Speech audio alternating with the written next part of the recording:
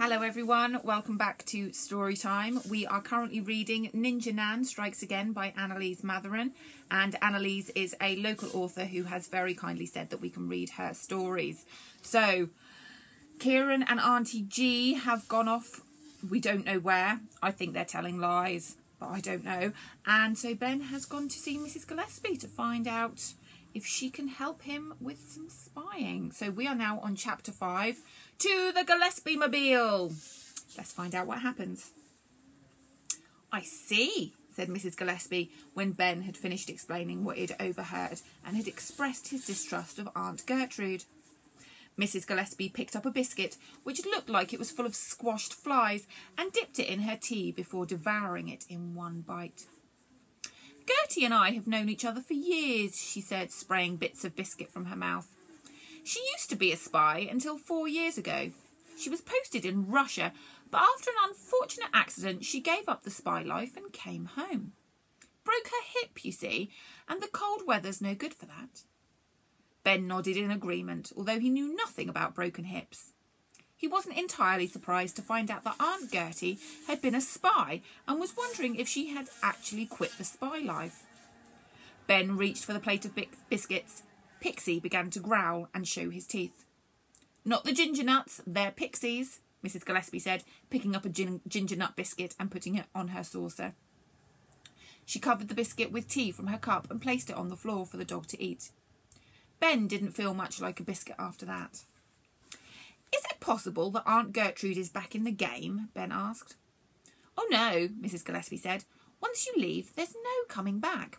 You're in or you're not. No half measures with the NPS. Ben could see that Mrs. Gillespie was thinking something over.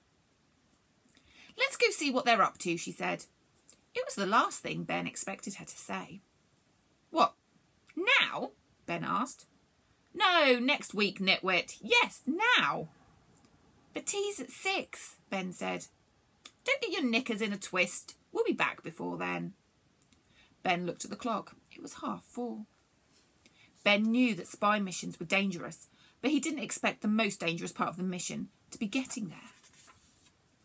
As Mrs. Gillespie ignored the amber light on the Pelican Crossing, Ben sat in the back seat of the 1980 1-litre white Ford Fiesta, clutching the door rest for dear life and holding his breath as the back seat was covered in colourful crocheted blankets, which smelt of wet dog and potpourri.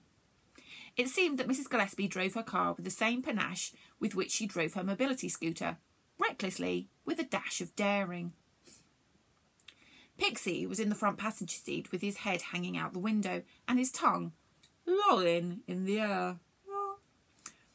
Mrs. Gillespie gave an impolite hand gesture to a driver that beeped at her for cutting him off. Talk about road rage. You know, maybe you should use your indicators, Ben said, with only a hint of sarcasm. Puh! Indicators? They only confuse people, she replied as she pulled to a handbrake stop at a red light. Mrs. Gillespie was obviously a keen racing driver in a former life because the rear of the car began to jack up as she rammed the throttle to the floor a few times. Ben could see the rev counter dancing around in the red zone. He could hear the engines screaming, and yet they were stationary. Mrs. Gillespie was obviously raring to go, but the light was still red. A few more goes on the throttle was all the light needed to persuade it to change. As soon as it was amber, she dropped the handbrake. For a moment, nothing happened. The revs were off the chart. The car was rattling, but nothing happened. Mrs. Gillespie feathered the clutch slightly, and off they crawled at a snail's pace away from the lights. It wasn't long before Mrs. Gillespie regained her momentum, and Ben could see the unmistakable lights and coloured bunting of the fair. He saw the Ferris wheel first, the tents, and then the smaller rides coming into detail the closer they got. He could feel himself getting excited. Then he reminded himself that he wasn't here for fun. He had a job to do. Mrs. Gillespie swung into the field, which was being used as a parking area. Travelling up and down the lane, she parked near the entrance, taking up 1.5 spaces as she did so. You'll need this, Mrs. Gillespie said, passing Ben a wristwatch communicator from out of her glove box. And this, she said, fishing a $5 from her purse. You're not coming? Ben asked. Mrs. Gillespie shook her head. I'm too slow without my scooter. But what if I get in trouble and I need backup? Ben asked.